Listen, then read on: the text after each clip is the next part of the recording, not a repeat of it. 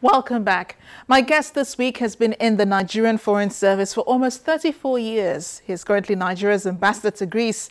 Our discussion centered around the Greece debt crisis, the lessons to be learned, Nigerian foreign missions abroad, and of course, bilateral relations. Ambassador, thank you for joining us on the program today. Thank you, Samarachi. Tell us about Nigeria-Greece relations and where we are at right now. Nigeria's relations, yes, goes back even before the 70s, because earlier you had so many Greeks who came in here as entrepreneurs and who had to leave because of the indigenization decree. But by the 70s, they began to come back, not in droves like before, not in large numbers. And they are still here today, basically into trading, into manufacturing, and what have you. At the political level, we have very excellent relations. We worked very hard to improve those relations. We got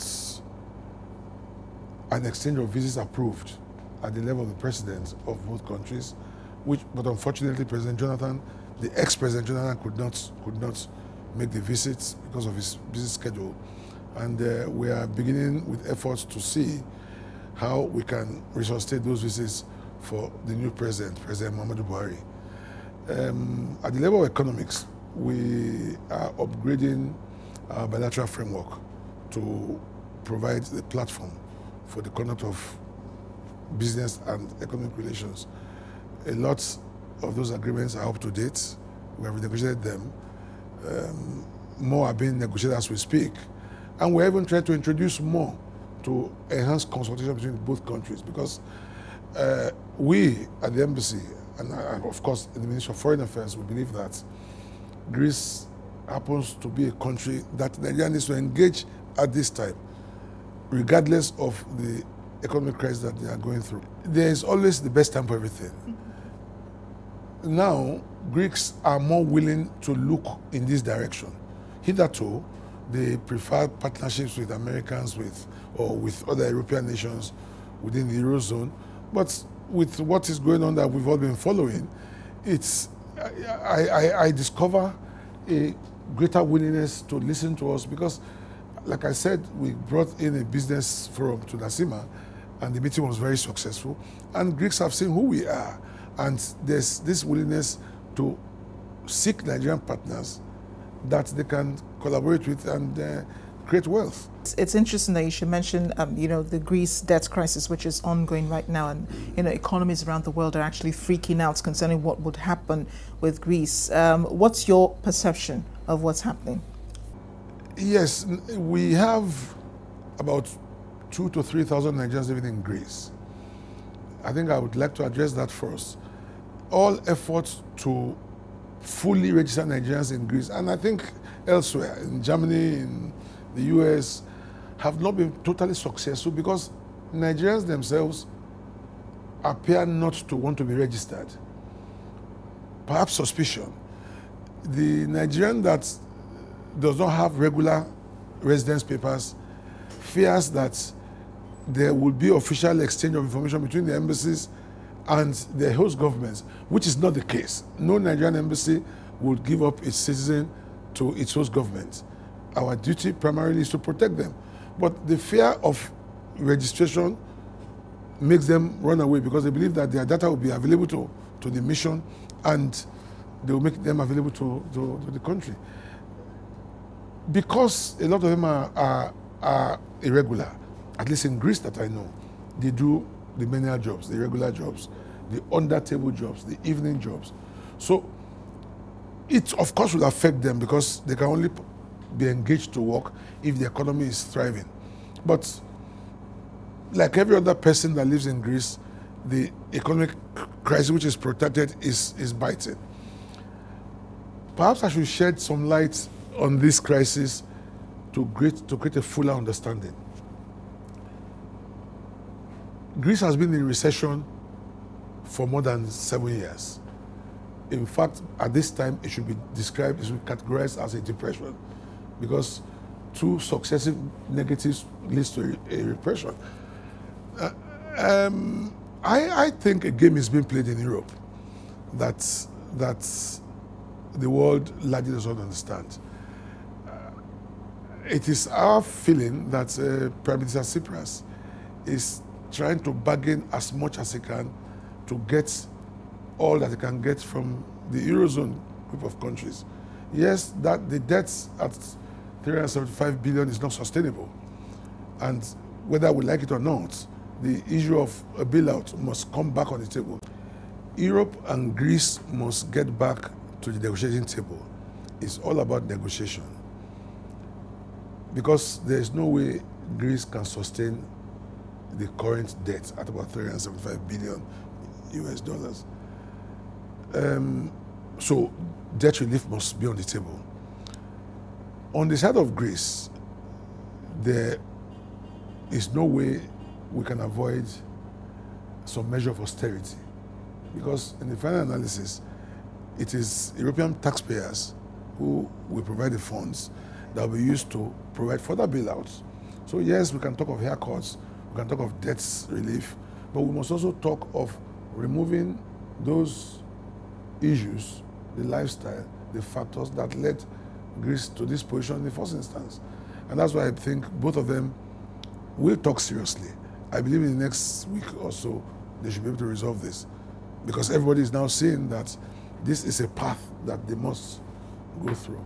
And for the 2,000 to 3,000 Nigerians who live in Greece, how are they coping, with all the austerity measures and so on?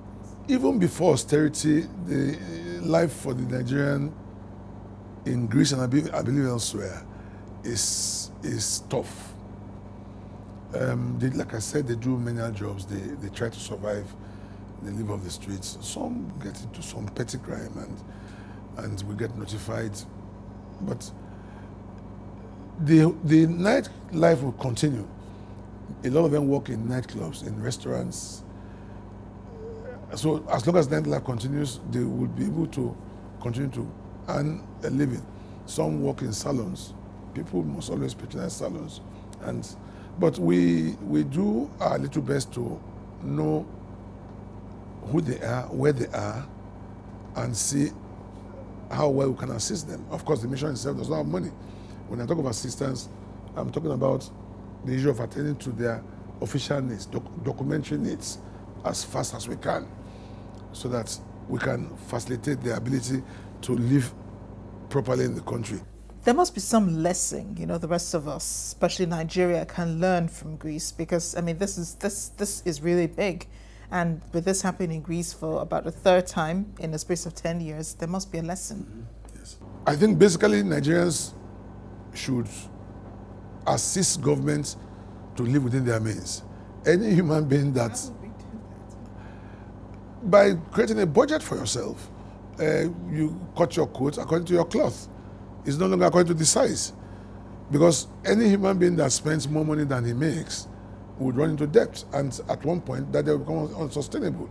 So we need to support the effort, the activities of government in the area of cuts that would make us live within the budget that we have. Otherwise, we'll be consuming the future of our children today. So let's talk about the foreign missions, Nigerian foreign missions, which we all understand are poorly funded. How do the missions operate with such little allocation, especially from the Ministry of Finance, which gets a much, smaller allocation in the budget from the federal government? It has always been the same situation.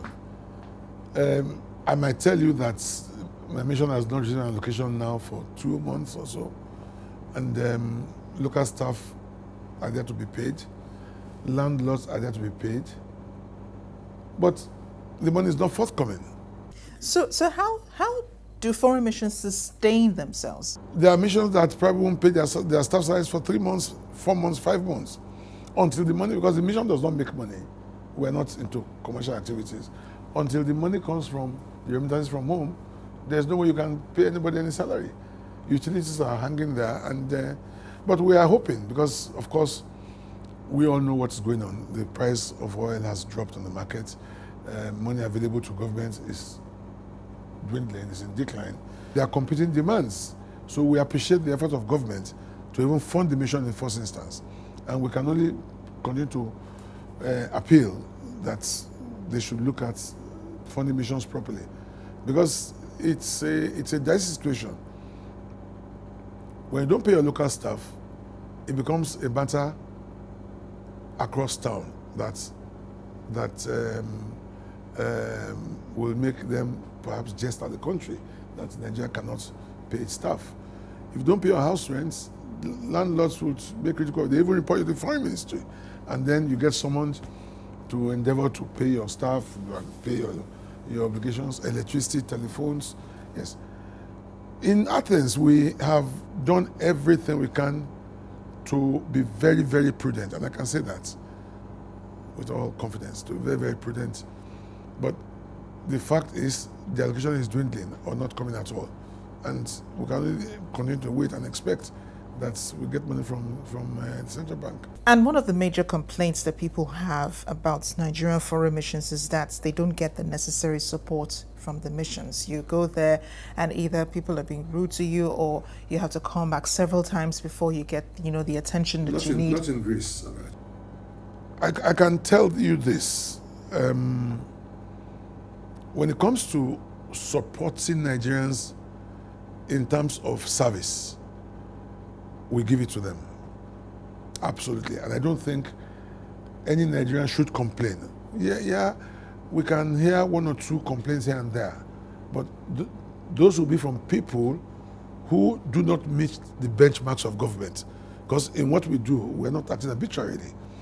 Government, for example, you want to apply for a passport. We issue the booklets, but really the Nigerian Immigration Service grants the approval. Without that approval, the booklets cannot be issued. So there have been a few cases where you put in to Abuja for the approval and it doesn't come for 1 month, 2 months, especially people who have problems on their passports where they need to change their names. So there cannot but be delays in such cases, and that will not be our fault. But for everybody who has papers, we have tried to serve them effectively, and really there are no complaints. When it comes to the other kind of support, finance, that's a different matter entirely.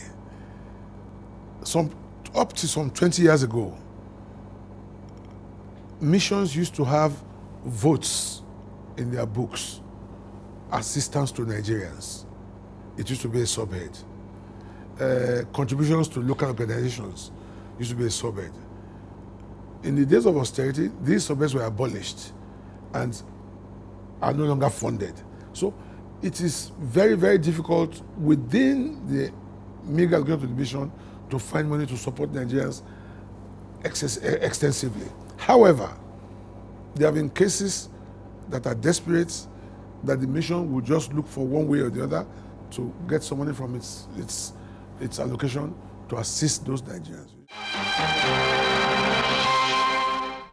That's a wrap on the program this week. Remember to send in your feedback using any of the addresses showing on your screen. I am Amarachi Ubani. I'll see you next time.